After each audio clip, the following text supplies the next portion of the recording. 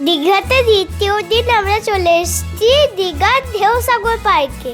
যাই পার্কটা খুঁজে দেখি। পাপা দেখো এখানে কত লম্বা জিরাফ গুলো। হ্যাঁ, এখানে একটা মাম্মা জিরাফ, একটা পাপা জিরাফ আর একটা বেবি জিরাফ আছে। মাম্মা দেখো দেখো এখানে আবার একটা মিকি মাউসও আছে। আরো অনেক কিছু আছে দিদি, দেখবে চলো। এই দেখো ঢেউসাগর পার্ক লেখাটা কি সুন্দর। ওরে বাবা, দেখো কত বড় একটা ময়ূর। আরে ওরা যে কোথায় গেল? হ্যাঁ, তোমরা এখানে? পাপা দেখো আমরা এখানে ব্যাঙের ছাতা নিচে বসে আছি, আর এখান থেকে সমুদ্রটা দেখো কি সুন্দর লাগছে। এইখানে আবার দুটো বড় বড় হাতও আছে। কিন্তু মাম্মা এখানে উঠার সিঁড়িগুলো তো বন্ধ রয়েছে, নাহলে তো আমরা যেতাম। এত বড় কাপে চা খেতে খেতে তিতি কাপের মধ্যেই পড়ে গেছে। আমি লাইনে পিঠে চেপেছি। যদি এটা সত্যিকারের লাইন হতো তাহলে কি তুমি আর পিঠে চাপতে পারতে? মাম্মা দেখো পাপা কত দুষ্ট, আমাকে বাচ্চাদের টার্টেলটাই চাপিয়ে দিচ্ছে। নাও নাও, ঠিক আছে, এবার সি হর্সটাই চাপিয়ে দিলাম। এবার ঠিক আছে তো?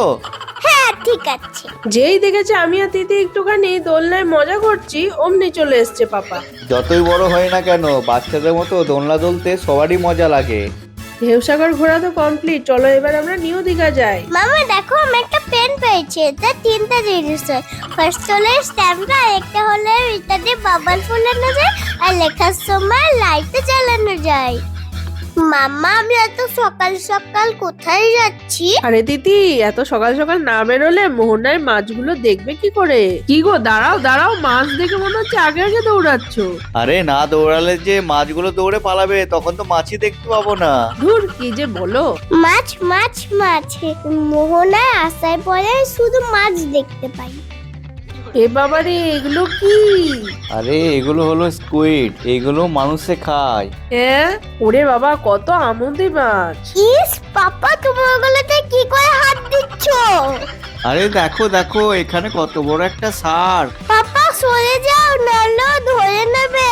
এই মাছ বাজারে যদি না আসতাম তাহলে জানতেও পারতাম না যে এত রকমেরও মাছ হয়।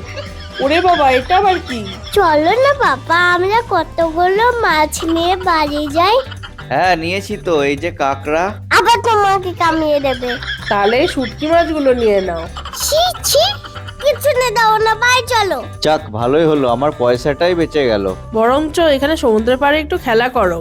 এই দেখো আমি কি পেয়েছি সমুদ্রের পাড়ে, স্টার ফিশ। এই পাথরের রাস্তা ধরে সমুদ্রের ভেতরে কতটা দূর পর্যন্ত যাওয়া যায়? এখন আর ওইদিকে গিয়ে কাজ নেই, চলো আমাদেরকে এবার ফিরতে হবে।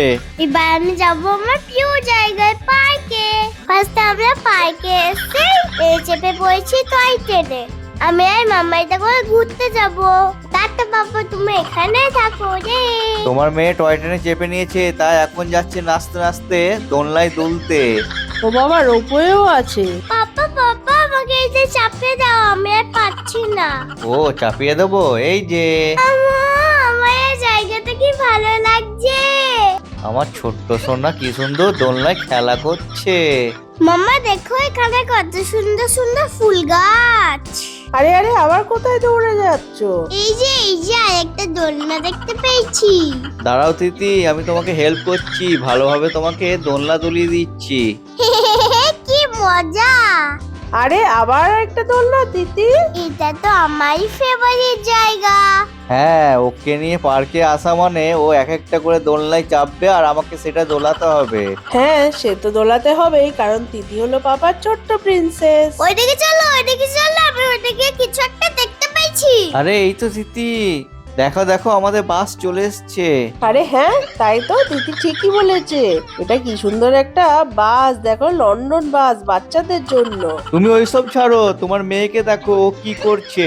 মাম্মা দেখো এই শিম্পাঞ্জিতে দাঁড়িয়ে আছে, সেটা আমি কপি করছি। ও বাবা, এ তো আবার জিরাফ স্লিপ। তিতি তুমি কোথায় যাচ্ছ? আমি নন্দা ফোনদের সাথে স্কুলে যাচ্ছি। দেখছো না ব্যাগ নিয়ে আমাকে ডাকতে এসছে। আরে দিদি, উপর দিকে তাকাও, ওই দেখো তোমার মাথার উপর দিয়ে একটা রোবট পার হয়ে গেল। আরে কেলটু, তুই পালাচ্ছিস কেন? ও স্যার তোকে তাড়া করেছে, তুই নিশ্চয়ই কোনো বদমাইশি করেছিস। কেলটুটা না খুব দুষ্টু হয়েছে, সবসময় দুষ্টুমি করবে আর স্যার ওকে তাড়া করবে। আর নন্দা ফোনটা কেমন হাসছে দেখো। এই তো বাসটা ফাঁকা পেয়েছি, এবার আমি বাসটা নিয়ে বাড়ি চলে যাই। ততক্ষণে তোমরা লাইক শেয়ার সাবস্ক্রাইব